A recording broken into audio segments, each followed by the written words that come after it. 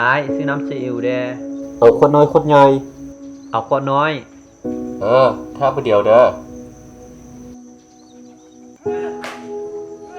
กูว่ามึงเฮ็ดเพี้ยนเหือนเป็นหยังมึงบ่เฮ็ด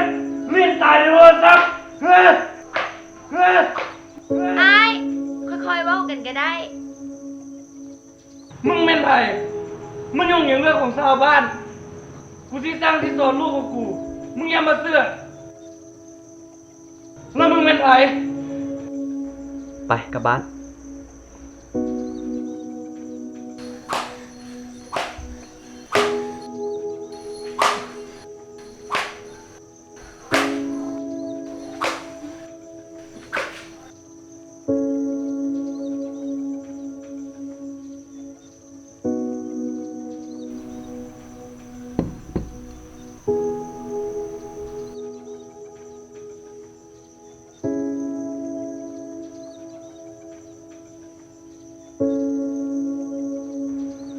เป็นหยัง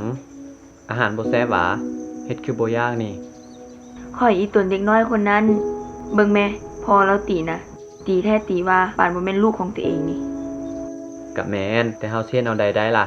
มันเป็นเรื่องของครอบครัวเขาเราจะสั่งสอนลูกเราจะเฮ็ดแนวใดได้สั่งสอนก็บ่ควรตี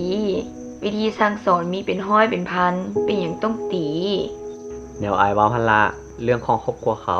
เฮาบ่มีสิทธิ์ไปยุ่งอีกอย่างเฮาก็ยังเป็นเด็กน้อยอยู่น้องกะเบิงคนออมข้างเฮือนลาวยังบ่มีไผกล้าไปเว้าให้ลาวเลยเอานี่กินข้าวนี่กินให้หมดส่วนเรื่องนั้นก็บ่ต้องคิดหลาย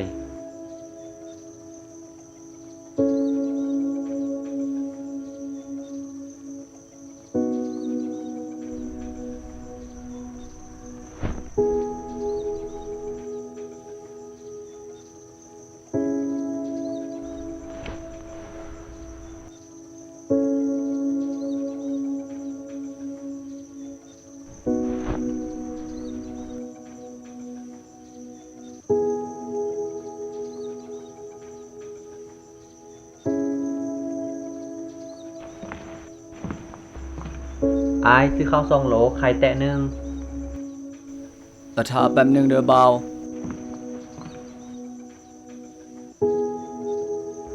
หาเรื่องอีกแล้วเมียกูบอกแล้วเป็นหยังมึงบ่ฟังมึงสิฟังกูว่า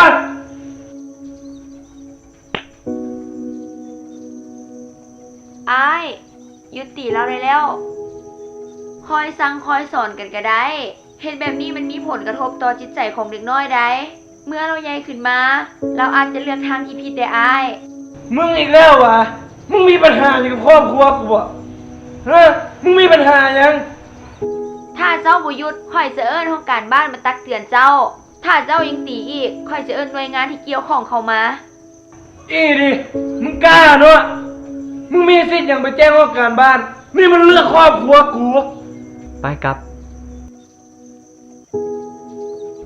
ซึ่งตอนนี้เจ้ากำลังใช้ความรุนแรงต่อเด็กน้อยกฎหมายว่าด้วยการพัฒนาและปกป้องแม่หญิงเจ้าเฮ็ดผิดในมาตราที่30และ31ซึ่งมีผลกระทบต่อร่างกายและจิตใจของแม่หญิงและเด็กน้อยแล้วเว้าด้วยมาตราที่34ค่อยสามารถให้การช่วยเหลือเด็กน้อยคนนี้ได้ถ้าเจ้ายังบ่หยุดค่อยจะเอิ้นในบ้านมาแต่ถ้าว่าเจ้าจะมาทำร้ายค่อยจะว่าด้วยมาตราที่34ค่อยมีสิทธิ์ได้รับการคุ้มครองและปกป้องตามกฎหมายของบ้านเมืองค่อยสามารถเอาผิดกับเจ้าได้เจ้ายังสิกล้าบ่ไปเข้าไปในเรือน